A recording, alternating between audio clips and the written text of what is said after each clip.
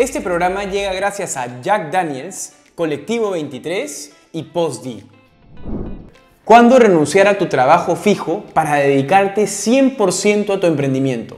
Hola, ¿cómo están? Soy Daniel Bonifaz, creador de este canal que se llama Hablemos de Negocios, donde hablamos de historias inspiradoras, temas de dinero, de poner un negocio, emprendimiento y mucho más sin filtros, sin nada. Hoy día vamos a hablar de un tema muy interesante. Mucha gente me pregunta, Daniel, ¿cuándo es el momento para yo renunciar a mi trabajo? Estoy con este tema y ahí quiero asumir antes de este video dos cosas importantes. Una, que es que están en un trabajo que no les gusta, ¿ok?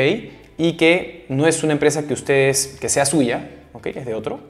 Y dos, que tienen un emprendimiento a la par y que sienten que necesita el 100% de su tiempo, pero lamentablemente necesitan de su trabajo para poder costear ese emprendimiento. Ese dilema es el que voy a enfrentar hoy en este video.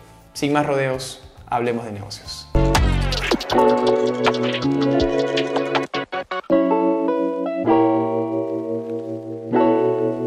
Ahora, hay una parte clave aquí. No es lo mismo, eso es una parte muy subjetiva más bien. No es lo mismo yo decirle a alguien que de repente está recién en la universidad, no tiene muchas responsabilidades en general salvo estudiar, a decirle a una persona que tiene una deuda hipotecaria de 30 años, 3 hijos, que también renuncie, ¿no? Porque tiene más responsabilidades. Entonces depende mucho del riesgo que estás dispuesto a asumir con las responsabilidades que estás de alguna manera poniendo en juego. Así que este tema es tan subjetivo, pero considero igual que hay reglas objetivas que pueden servirte de guía para tomar una buena decisión. Este video consta de 4 partes importantes y que yo he esquematizado para poder hablar de una especie de estructura, de guía para que tomen una buena decisión. Se llama AIPUME: ahorros personales, ingresos de la empresa, punto de equilibrio mínimo y métricas de la compañía. Esos son los 4 puntos. Vamos a enfocarnos ahora en ahorros personales. En ahorros personales yo creo que hay 3 tipos de personas, de arquetipos. Ninguno es bueno ni malo, ¿ok? No le pongan carácter moral. Uno es la persona temeraria, la persona que está dispuesto a arriesgar por su negocio. A veces dice, ¿sabes qué? Voy a renunciar porque ya no soporto esto y me lanzo con todo a ver si funciona o no. La segunda es la persona austera, la persona que de alguna manera vive como con gastos muy bajitos y se programa o renuncia a su trabajo sabiendo que tiene por lo menos 6 a 12 meses de ahorros de sus gastos fijos. Ojo, no gastos fijos con el mismo nivel de vida que tenía en su trabajo fijo, sino en un nivel más austero. Y tercero es el calculador o la calculadora, que básicamente tienen una cierta aversión al riesgo y prefieren simplemente llevar su emprendimiento a la par y su trabajo, y solamente cuando su emprendimiento genere el mismo nivel de ingresos que su trabajo fijo, renunciará. ¿Ok? No hay ninguno mejor que otro. Ahora les voy a contar algo muy personal. Yo estoy en la categoría de temerarios. Voy a contarles un poquito más de cómo renuncié a mi trabajo fijo con algunas responsabilidades. De hecho, en ese momento mi novia, hoy mi esposa, me ayudó en ciertos gastos. Pero para hablarles de esto a profundidad, me voy a tomar un traguito de mis amigos de Jack Daniels. Claro, pues si no, no suelto la lengua, si no me chupo, me da miedo lo que pueda decir en este canal, así que siempre con mis amigos de Jack. Bueno, sin más rodeos, gente, salud. Bien, les cuento mi caso particular. Yo estaba en la universidad. ¿Se acuerdan que yo ya les he contado que estudié para ser sacerdote 5 años de mi vida? Regreso de ser sacerdote y retomo la universidad. Era el 2016. Yo estaba en mi segundo, tercer año de la universidad y es en ese momento donde llega mi mejor amigo con la idea de negocio de Cambista, que es la primera casa de cambio digital en el país, y le dije, bueno, está interesante, hagámoslo. Yo en ese momento dependía, de alguna manera, mis papás me pagaban la universidad, tuve ese privilegio, pero aparte, para mis costos del día a día, sí tenía que vérmelas por mi cuenta. Yo tenía enamorada, viajábamos, hacíamos cosas, salíamos al cine. Esos costos del día a día yo me los tenía que cubrir. Y en ese sentido yo trabajaba, por un lado, en una agencia de marketing donde era comercial y por otro lado trabajaba como valet parking en una empresa de seguridad. Entonces yo manejaba los carros en fiestas, en eventos de las personas que habían tomado sus traguitos como yo hoy día. Entonces yo agarraba y manejaba para sus casas. Y me ganaba mis 100 soles, mis 120 soles y con eso costeaba mis semanas. Tenía que sacrificar ciertamente algunos algunos días de fin de semana importantes donde salía con mis amigos, con mi novia, pero valieron la pena porque me permitían costear algunas cosas. Bueno, yo la verdad tenía algunas cosas que perder, pero no tan grandes como en el momento actual tengo. Por ejemplo, tengo una hija, tengo un trabajo fijo, tengo mi esposa, tengo una casa. Entonces, hay más gastos responsabilidades que tengo que asumir. En ese momento era más temerario y estaba dispuesto a arriesgar mucho más. Aparte, para mí, como yo les había dicho antes, emprender era el único camino para llegar a mis metas personales. Yo estoy en la universidad y en la universidad me iba a demorar mucho tiempo en ser practicante, ir subiendo de trabajo como gerente y me iba a demorar unos 10 años para llegar a mis metas personales, profesionales.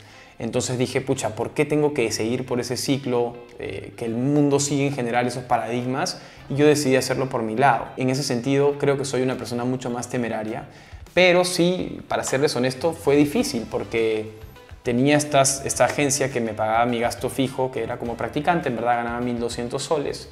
Esos 1.200 soles lo dejé de lado y no tenía, y era vergonzoso a veces, pero no tenía plata para caerme muerto. O sea, cada vez que salíamos a algún evento con Mafe, mi esposa, hoy en día, en ese momento mi enamorada, le decía no tengo. Ella me costeó mucho de mis gastos del día a día, me ayudaba, me decía, ok Daniel, y así, y es bacán, porque ella me apoyaba en el momento en que no tenía nada. Esas son las personas que valen la pena, acuérdate de eso, las personas que no te apoyan cuando tienes nada y luego cuando tienes algo más, siguen ahí, ¿no? Entonces, eso fue mi caso personal. Ahora están las personas, como les digo, las austeras y las personas que son más calculadoras, pero algo que he aprendido, o si me dijeras, oye Daniel, si repitieras la historia de Cambista, ¿cuántos ahorros personales recomiendas tener? Yo sugiero que por lo menos tengas un colchón de 6 meses. Si yo volvería a hacer la historia, dependiendo del riesgo, ojo, pero un colchón de 6 meses para cubrir tus gastos fijos en caso ocurra una emergencia. De 6 a 12 meses es lo que recomiendo y con eso ya puedes de alguna manera aventurarte a renunciar dependiendo del caso en el que estés. Si estás buscando herramientas para agilizar el proceso de compras de tu cliente en el punto de venta, has encontrado al aliado correcto en PosD. Tienen una gama de productos que te van a ayudar, como por ejemplo impresoras que te permiten imprimir vouchers a la velocidad de la luz, lectora de código de barras, pantallas táctiles que te permiten gestionar todo sin necesidad de teclados y mucho, mucho más. No dejen de visitarlos en su página web para que puedan ver toda la gama de productos que tienen que te ayudarán a potenciar tu negocio en ese punto de venta que tienes. El siguiente punto es la generación de ingresos de tu negocio. Aquí es un tema también bien personal, pero se los recomiendo. Yo no creo que deberías renunciar a tu trabajo si es que recién estás tratando de probar que existe un mercado o un potencial negocio, sino cuando ya tienes un negocio probado que genera ventas y que te vuelves y que estás en esa situación en la que necesitas dedicarte 100% a este emprendimiento para aumentar esas ventas. Pero algo de ingresos debes de tener. Para mí, por lo menos, es muy irresponsable renunciar a un trabajo queriendo tener una idea de un app, del Tinder de las mascotas. No, o sea, prueba que entra dinero, que primero está funcionando este negocio y luego te lanzas. Es en ese momento en donde tienes que generar ciertos ingresos. Ahora, hay un punto aquí importante que quiero tratar y es a veces el error que tenemos de no saber dividir los ingresos que genera el negocio con tus gastos personales. Hay mucha gente que, por ejemplo, compra 100 polos, ¿ok? En Gamarra se manda a hacer sus 100 polos. Esos 100 polos los vendes, ¿ok? Los vendes y todo eso lo ves una vez cubrir tus costos variables. Todo lo que generaste es una utilidad y te las empiezas a usar tú para tus vacaciones, para tus gastos del día a día. Eso genera desorden.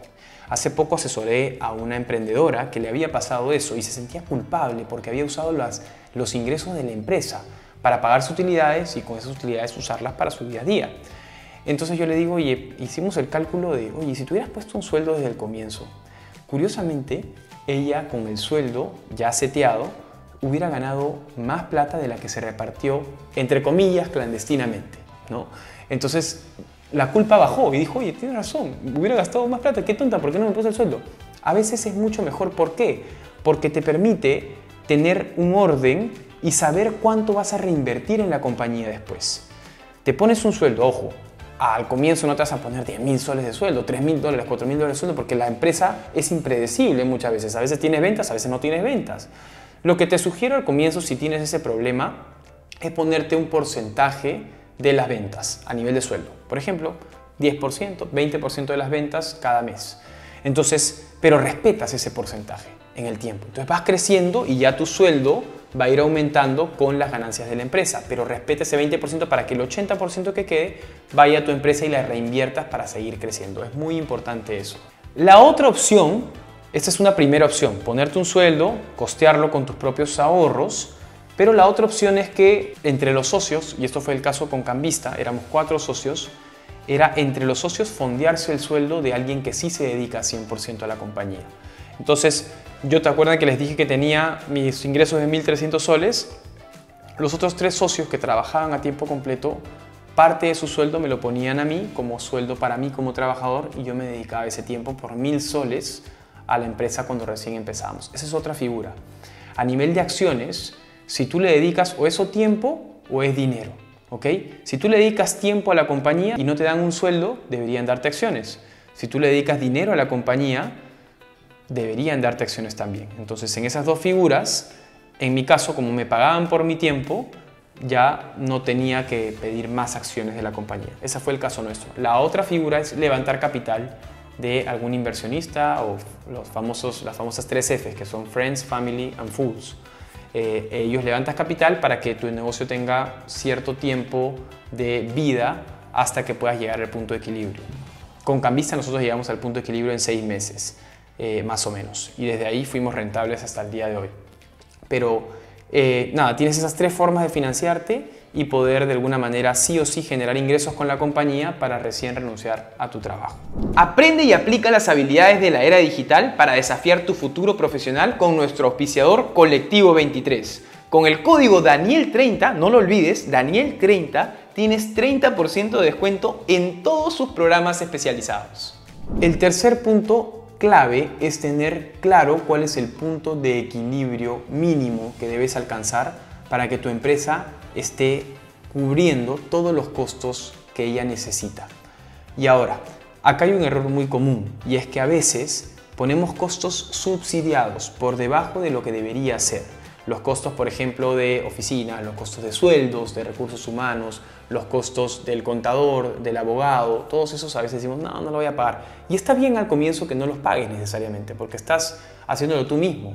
Sin embargo, yo considero que a pesar de que no los vivas, no ejecutes esos gastos en el momento, sí es importante que en la planificación los tengas claro. Te pongo el ejemplo con Cambista. En Cambista nosotros sabíamos que necesitábamos costos al mes de $12.100, ¿ok? Y aquí tú calculas cuánto vas a ganar, cuánto necesitas vender para poder cubrir esos costos. Eso se llama el punto de equilibrio. En nuestro caso, por ejemplo, la ganancia por operación, por cada operación era de $3.6, ¿ok? Con el ticket promedio de $1.200. Y cada cliente hacía 2 operaciones al mes, es decir, cada cliente me traía $7.2 al mes. Eso más o menos vendría a ser que yo como cambista necesitaba para cubrir mis gastos, simplemente divido los costos fijos entre esa ganancia por usuario, necesitaba 1.680 clientes. Entonces es bacán esto. ¿Por qué? Porque tienes un norte claro, sabes a dónde tienes que apuntar, tienes esa meta. Entonces cuando te pones una meta ya la visualizas y dices, ok, cada semana tengo que llegar a X número de clientes para llegar en este tiempo a 1.680. Como les dije, tuvimos nosotros un levantamiento de capital cuando recién empezamos de $80.000 más o menos. Esos $80.000 les dijimos que íbamos a llegar al punto de equilibrio en un año y llegamos en 6 meses. Y desde ahí fuimos rentables hasta el día de hoy. Entonces, en esta figura creo que es importante que ustedes vean cuáles van a ser en el análisis sus costos fijos y determinen cuántas ventas necesitan para llegar a ese punto de equilibrio. Y el punto final que me parece muy importante es las métricas de la compañía. Si tú no sabes distinguir las métricas correctas de tu compañía a tiempo parcial, no vas a saber distinguirlas a tiempo completo. Es clave que tú sepas cuáles son esas preguntas que debes hacerle constantemente a tu compañía para que sepas cuando renuncies a tu trabajo qué palancas mover para que tu negocio justamente crezca. Y aquí te voy a decir algunas preguntas clave que son importantes que sepas y son las siguientes. ¿Cuál es la métrica más importante de tu negocio? Si yo te hago esa pregunta, ¿cuál me dirías tú que es la métrica más importante de tu negocio? está directamente relacionada a las ventas, pero no necesariamente son las ventas. A Netflix, por ejemplo, la métrica más importante será la cantidad de usuarios que mantienen el tiempo, que duran más de 12 meses. La métrica más importante de, por ejemplo, ¿no? Un Slack no es la cantidad de pagos que tiene todos los meses, es la cantidad de mensajes que se mandan dentro de una compañía, porque ahí sabe que está entregando valor. ¿Cuál es esa métrica que determina el valor que le estás entregando a tu cliente? 2. ¿Cuántos clientes que tienes pagan? ¿Cuántos clientes son recurrentes de esos que pagan? ¿Cuántos clientes gastan mensualmente? ¿Cuánto te cuesta adquirir un cliente y cuánto valor te da ese mismo cliente en el tiempo para que saques cuál es tu retorno de esa inversión por el cliente? ¿Con qué rapidez recuperas el dinero del costo de adquisición de esos clientes? ¿Con cuánto tiempo rota ese dinero? Y de ahí otro punto importante es que entiendas que tu negocio es un proceso de varias etapas y tú tienes que entender cada etapa de ellas. El número de clientes potenciales, por ejemplo, que llegan a tu web ha mejorado. Llegan cada vez más personas, hay más tráfico a tu web. ¿Qué experimentos que has hecho para mejorar el porcentaje de conversión de los que entran a tu web a los que convierten y compran te han funcionado y cuáles no? Te digo estas preguntas para que tú puedas saber cuando renuncies, saber qué palancas mover. ¿Estos experimentos funcionaron? Ok, replico. Estas preguntas son claves que las tengas presente y tengas presente tu métrica más importante y las métricas que alimentan esa métrica más importante. Si no tienes eso claro, de verdad te invito a no renunciar todavía. En conclusión, lo que siempre recomendaré es que renuncies a tu trabajo fijo, sí, si estás en la situación que yo te presenté al comienzo, siempre y cuando tengas un negocio que esté en funcionamiento y que te permite de alguna manera aguantar cierto tiempo para costear tus responsabilidades, por lo menos desde 6 meses hasta 12 meses o más. En el caso tú estés buscando probar un negocio, no te recomiendo hacerlo porque es demasiado riesgo. Igual, como les digo, siempre esto es una interpretación que puedes tomar. Toda esta información de manera objetiva la puedes tomar de manera subjetiva y aplicar lo que veas necesario en el caso particular en el que estás. Nada, los invito a que de verdad, y yo te digo, la mejor inversión que he hecho en mi vida, no es la bolsa de valores, no es no sé, criptomonedas, no. La mejor inversión que he hecho en mi vida ha sido poner mi propio negocio, dedicarme 100% a mi propio negocio. Eso además le dio un sentido a mi día a día personal y eso me invitó hoy día, ahora la experiencia de tener un negocio, me invitó a hablarles a ustedes desde mi experiencia cómo es crear un negocio de cero. Entonces, de verdad que yo estoy muy agradecido con lo que he vivido y los invito a vivir justamente esa pasión, a la que de verdad que la vida es corta y a verdad si no te lanzas a veces te vas a quedar con este bichito, con este arrepentimiento de qué hubiera pasado si, ¿no? Pero obviamente considerando estos factores, somos emprendedores y sí, somos arriesgados, pero no nos lanzamos a ninguna piscina vacía. Bien, si te gustó este video, voy a seguir colgando contenido de negocios exclusivamente, historias inspiradoras, temas de estrategia, tips para ustedes. Los invito a suscribirse y también los invito a comentar, por favor, qué otro tema te gustaría saber sobre el mundo de emprendimiento, sobre el mundo de negocios, para yo poder seguir creando contenido para ustedes. Nos vemos la siguiente semana. Este programa llegó gracias a Jack Daniels, Colectivo 23 y PostD.